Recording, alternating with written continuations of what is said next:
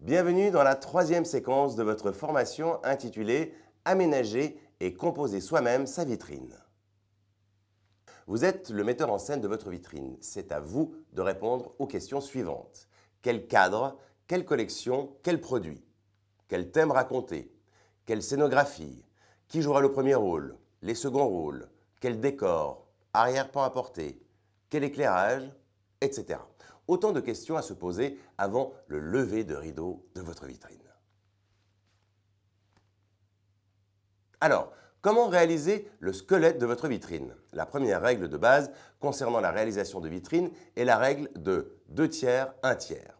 L'occupation des produits ou de la publicité doit prendre au maximum 2 tiers de la vitrine. Le dernier 1 tiers doit être laissé en transparence. La seconde règle concerne la réalisation de lignes directrices qui s'appuient sur des compositions pyramidales et le jeu de construction et d'association d'articles suivant le nombre d'or utilisé en peinture. Le nombre d'or, vous connaissez? Oui? Non? Ce n'est pas grave. Nous y reviendrons dans quelques instants. Tout d'abord, fermez les yeux. Oui, fermez les yeux. Imaginez un triangle.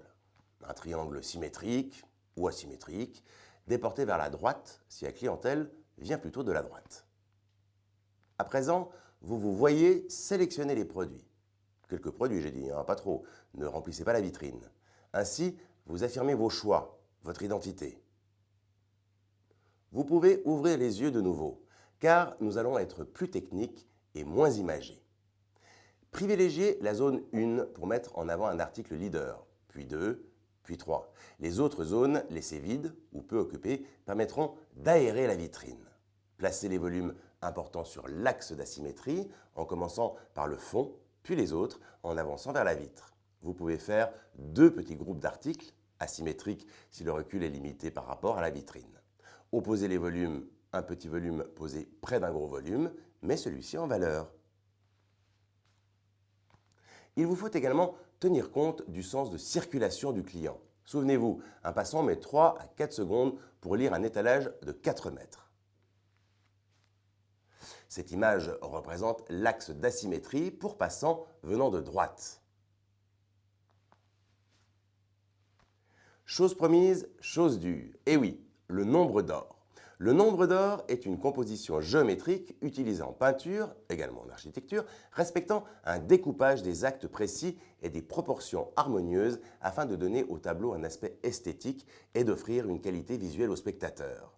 Il permet aussi de situer idéalement le sujet principal de l'œuvre. Voici quelques exemples de nombre d'or en peinture. L'équilibre et l'harmonie de la vitrine suivent les règles du nombre d'or. Sa composition repose sur une construction pyramidale avec des jeux d'association de produits se mettant en valeur mutuellement et présentés en nombre impair. Les éléments qui constituent la vitrine ne sont donc pas disposés au hasard, mais bien placés suivant des règles de composition qui permettent de voir les articles de manière ordonnée. Le regard doit se porter sur un article ou sur un groupe d'articles en particulier situé au centre de la vitrine.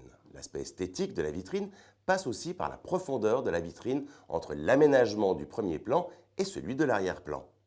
Ce sont ces quelques principes que nous vous proposons de suivre au cours de cette formation. Voici quelques exemples de vitrines suivant les règles du nombre d'or.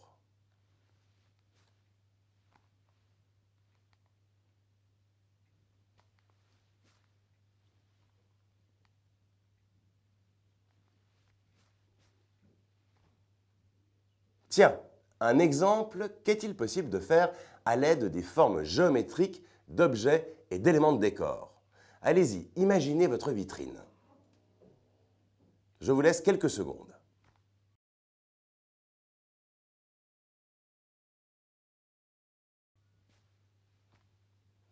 Autre exemple, composez la vitrine selon le thème proposé. Voici ce nouveau résultat.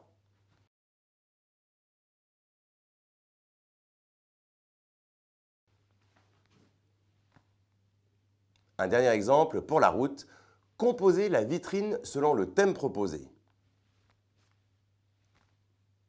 Et voici le résultat.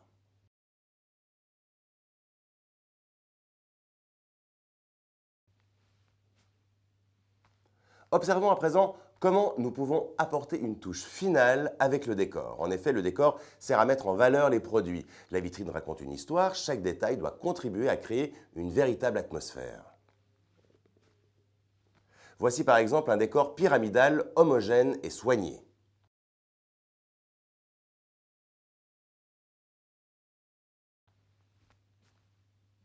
Je vous laisse quelques instants pour observer cet autre exemple de vitrine.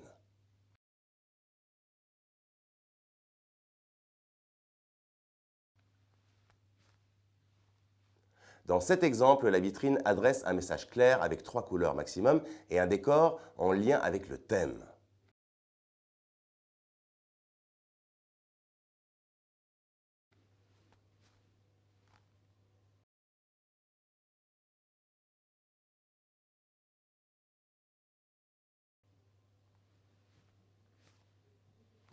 N'hésitez pas à utiliser des supports pour donner du relief et de la hauteur à la vitrine. Comme sur cet exemple, utilisez des supports réutilisables et customisables selon les thèmes. Il est important de noter que quelques éléments de base peuvent architecturer la vitrine, comme par exemple une chaise, un guéridon, une console, une caisse en bois, une échelle ou encore des podiums.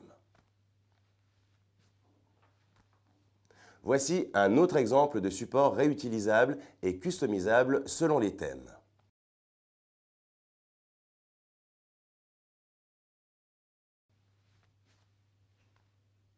Vous pouvez également utiliser des chaises ou meubles d'appoint structurants et donnant du relief à la vitrine.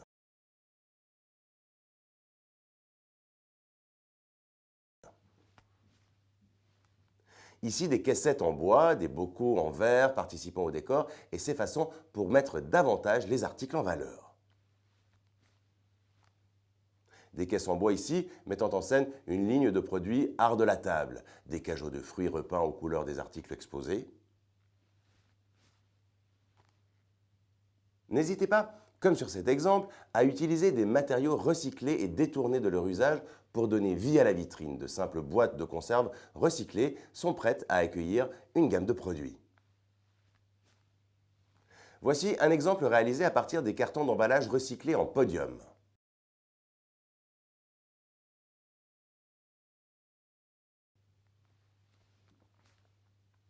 Ici, des cartons d'emballage customisés animent la vitrine.